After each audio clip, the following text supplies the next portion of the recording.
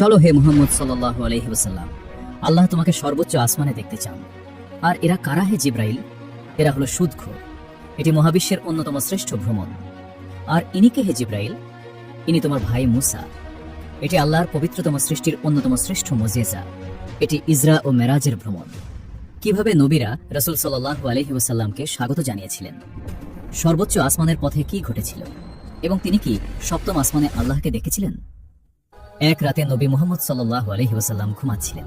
তখন ফেরেশতা জিব্রাইল আলাইহিস সালাম তার কাছে এসে তাকে জাগালেন এবং বললেন, হে মুহাম্মদ, আল্লাহ আমাকে আদেশ দিয়েছেন তোমাকে শরীর ও রূহ সহ এক মহান ভ্রমণে নিয়ে যেতে, যা মসজিদুল হারাম থেকে মসজিদুল আকসা পর্যন্ত হবে। জিব্রাইল আলাইহিস সালাম আমাদের প্রিয় নবীর জন্য বোরাক প্রস্তুত করলেন। এটি দেখতে ঘোড়ার মতো ছিল, কিন্তু এর দুটি ডানা ছিল। নবীজি যখন চড়ার জন্য বোরাকের কাছে গেলেন, তখন নবী মুহাম্মদ সাল্লাল্লাহু আলাইহি ওয়াসাল্লামের ভয়ে বোরাক কেঁপে উঠল এবং নড়ে চড়ে উঠল। তখন জিব্রাইল বোরাককে বললেন, থামো, আল্লাহর কসম, মুহাম্মদের চেয়ে মহান কেউ তোমার পিঠে চড়েনি। তখন বোরাক শান্ত ও স্থির হলো।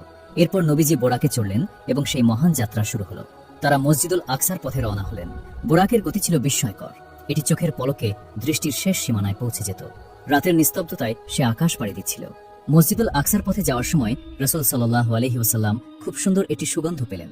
তিনি জিজ্ঞেস করলেন, হে জিব্রাইল, এই সুগন্ধ কিসের? জিব্রাইল বললেন, এটি ফেরাউনের মেয়ের সেই ধাত্রী মাসিতায়ের কবর থেকে আসছে। অবশেষে তিনি বাইতুল মুকাদ্দাসে পৌঁছালেন। বোরাক থেকে নেমে তিনি সেটিকে বোরাক বাঁধার নির্দিষ্ট দেয়ালে বাঁধলেন। এখানে ঘটে এক আনন্দদায়ক বিষয়। তিনি যখন মসজিদে প্রবেশ করলেন, দেখলেন মসজিদটি কানায় কানায় পূর্ণ এবং সমস্ত নবী তার অপেক্ষায় আছেন। নবীদের মধ্যে সর্বপ্রথম তাকে স্বাগত জানালেন মুসা, ঈসা এবং ইব্রাহিম আলাইহিস সালাম। অতঃপর জিব্রাইল আলাইহিস সালাম তাকে সামনে এগিয়ে দিলেন সমস্ত নবীদের ইমাম হয়ে মানব ইতিহাসের শ্রেষ্ঠ 2 রাকাত নামাজ পড়ানোর জন্য। বলা হয় সেখানে 1,24,000 নবী ও রাসূল উপস্থিত ছিলেন। তিনি সূরা ফাতিহা পাঠ করলেন এক গম্ভীর দৃশ্যের অবতারণা করে, যেন তিনি ইসলামের পতাকা গ্রহণ করছেন। নামাজ শেষ করার পর জিব্রাইল তাকে নিয়ে বোরাকের কাছে গেলেন মেরাজের ঊর্ধ্বগমন প্রস্তুতির জন্য। উপরে ওঠার আগে জিব্রাইল নবীর কাছে একটি পাত্রে দুধ এবং একটি পাত্রে মদ নিয়ে এলেন এবং বললেন, পান করুন হে মুহাম্মদ। নবীজি সাল্লাল্লাহু আলাইহি ওয়াসাল্লাম দুধ পান করাকে বেছে নিলেন। তখন জিব্রাইল বললেন, তুমি ফিতরাতকে গ্রহণ করেছো এবং তোমার উম্মতকেও সঠিক পথে পরিচালিত করেছো হে মুহাম্মদ। এরপর তিনি বোরাকে চড়লেন এবং আসমানের দিকে মেরাজের যাত্রা শুরু করলেন। প্রতিটি আসমানের একটি করে দরজা এবং পাহারাদার রয়েছে। নবীজি যখন প্রথম আসমানে পৌঁছালেন এবং প্রবেশের অনুমতি চাইলেন, তখন তাদের জন্য দরজা খুলে দেওয়া হলো। সেখানে তিনি আদম আলাইহিস সালামকে পেলেন, যিনি তাকে স্বাগত জানালেন। জিব্রাইল পরিচয় করিয়ে দিলেন যে ইনি মানব জাতির পিতা। নবীজি তাকে সালাম দিলেন এবং আদম আলাইহিস সালাম সালামের উত্তর দিয়ে বললেন, স্বাগতম হে নেককার পুত্র এবং নেককার নবী।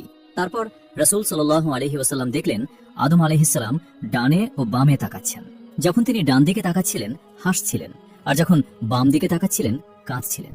নবীজি এর কারণ জিজ্ঞেস করলে জিব্রাইল জানালেন, আদমের ডান দিকের রূহগুলো হলো তার জান্নাতি সন্তান, তাই তিনি খুশি হয়ে হাসেন, আর বাম দিকের রূহগুলো হলো তার জাহান্নামী সন্তান, তাই তিনি দুঃখে কাঁদেন। প্রথম আসমানে নবীজি এমন কিছু মানুষকেও দেখলেন যারা চিৎকার করছিল এবং তাদের পেট ছিল বিশাল বড়, যার ভেতর থেকে সাপ বের হচ্ছিল। নবীজি জিজ্ঞেস করলেন, এরা কারা হে জিব্রাইল? জিব্রাইল উত্তর দিলেন, এরা হলো তারা যারা সুদ খেত হে মুহাম্মদ। এরপর তারা দ্বিতীয় আসমানে উঠলেন। সেখানে ছিলেন ঈসা আলাইহিস সালাম ও ইয়াহইয়া আলাইহিস সালাম। তারা নবীজিকে স্বাগত জানালেন। কিন্তু সেখানে নবীজি এমন কিছু নারীকে দেখলেন যাদের চুল ধরে ঝুলিয়ে রাখা হয়েছে। এর কারণ ছিল তারা তাদের স্বামীদের ছাড়া অন্য পুরুষদের ফিতনায় ফেলার জন্য বেপর্দা হয়ে সৌন্দর্য প্রদর্শন করত। এরপর তারা তৃতীয় আসমানে উঠলেন। সেখানে ইউসুফ আলাইহিস সালাম তাকে স্বাগত জানালেন। সেখানে তিনি এমন কিছু নারী পুরুষকে দেখলেন যারা আগুন খাচ্ছে এবং সেই আগুন তাদের পেট থেকে বের হচ্ছে। জিব্রাইলকে জিজ্ঞেস করলে তিনি বললেন, এরা তারা যারা এতিমের সম্পদ অন্যায়ভাবে ভক্ষণ করত হে মুহাম্মদ। নবীজি বললেন, রক্ষা করো হে প্রভু, রক্ষা করো। এরপর তারা চতুর্থ আসমানে উঠলেন। সেখানে ইদ্রিস আলাইহিস সালাম তাকে স্বাগত জানালেন। এই আসমানে তিনি এমন কিছু মানুষকে দেখলেন যাদের মুখের কোণ থেকে কান পর্যন্ত চিরে ফেলা হচ্ছে, কারণ তারা মিথ্যা বলতো এবং মানুষের মাঝে মিথ্যা গুজব ছড়াতো। এরপর তারা পঞ্চম আসমানে উঠলেন। সেখানে হারুন আলাইহিস সালাম তাকে স্বাগত জানালেন। এই আসমানে তিনি শাস্তির আরেকটি দৃশ্য দেখলেন। কিছু উলঙ্গ মানুষকে নিচ থেকে আগুনে পোড়ানো হচ্ছিল। এটি ছিল ব্যভিচারীদের শাস্তি। এরপর তারা ষষ্ঠ আসমানে উঠলেন। সেখানে মুসা আলাইহিস সালামের সাথে দেখা হলো। তিনি বললেন, স্বাগতম হে নেককার ভাই এবং নেককার নবী। সেখানে তিনি এমন কিছু মানুষকে দেখলেন যাদের নখ তামার তৈরি এবং তারা নিজেদের মুখ ও বুক খামচে ক্ষতবিক্ষত করছে। এটি ছিল গীবত ও পরচর্চাকারীদের শাস্তি। এরপর তিনি সপ্তম আসমানে উঠলেন। সেখানে তিনি নবীদের পিতা ইব্রাহিম আলাইহিসসালামকে বাইতুল মামুরের পাশে বসা অবস্থায় পেলেন। তিনি নবীজিকে স্বাগত জানালেন। নবীজি জিব্রাইলকে জিজ্ঞেস করলেন, হে জিব্রাইল, এই ঘরটি কি? জিব্রাইল বললেন, এটি পৃথিবীর কাবার মতোই একটি ঘর হে মুহাম্মদ, যেখানে প্রতিদিন 70,000 ফেরেশতা তাওয়াফ করে। এই আসমানে নবীজি এমন একদল লোককে দেখলেন যাদের মাথা পাথর দিয়ে চূর্ণ করা হচ্ছে, আবার তা আগের মতো হয়ে যাচ্ছে। এটি ছিল তাদের শাস্তি, যারা নামাজ আদায়ে অলসতা করত। অবশেষে সেই মুহূর্তটি এলো যার অপেক্ষা ছিল। তিনি সিদরাতুল মুনতাহায় পৌঁছালেন। এটি একটি বিশাল গাছ যা সপ্তম আসমানের শেষ প্রান্তে অবস্থিত। নবীজি সিদরাতুল মুনতাহার চারপাশে এমন নূর ও রং দেখলেন যা ভাষায় প্রকাশ করা অসম্ভব। হঠাৎ জিব্রাইল আলাইহিসসালাম থেমে গেলেন এবং বললেন, হে আল্লাহ রসুল, আমি আর সামনে এগোতে পারবো না। যদি আমি এক কদমও এগোই তবে আমি পুড়ে যাব। কিন্তু আপনি হে মুহাম্মদ, যদি আপনি এগিয়ে যান তবে আপনি ভেদ করে কাছে পৌঁছে যাবেন। নবীজি বুরাকে করে একাই এগিয়ে গেলেন এবং আরশে রহমানের কাছে পৌঁছালেন। যখন তিনি জুতো খুলতে চাইলেন তখন একটি আওয়াজ শুনতে পেলেন, কেন তুমি তোমার জুতো খুলছ? তিনি বললেন, হে প্রভু, আমি ভয় পাচ্ছি বের করে দেওয়ার পরিণতির এবং প্রত্যাখ্যানের তিক্ততার। পাছে আমাকেও তাই বলা হয় যা আমার ভাই মূসাকে বলা হয়েছিল।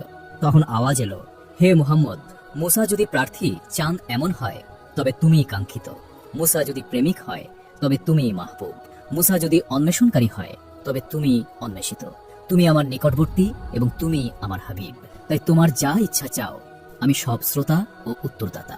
তখন রাসূলুল্লাহ সাল্লাল্লাহু আলাইহি ওয়াসাল্লাম বললেন, হে প্রভু, আমি আমিনার জন্য চাইছি না যে আমাকে জন্ম দিয়েছে, হালিমার জন্য চাইছি না যে আমাকে দুধ পান করিয়েছে, এমনকি আমার মেয়ে ফাতেমার জন্যও চাইছি না। আমি কেবল আপনার কাছে আমার উম্মতকে চাইছি।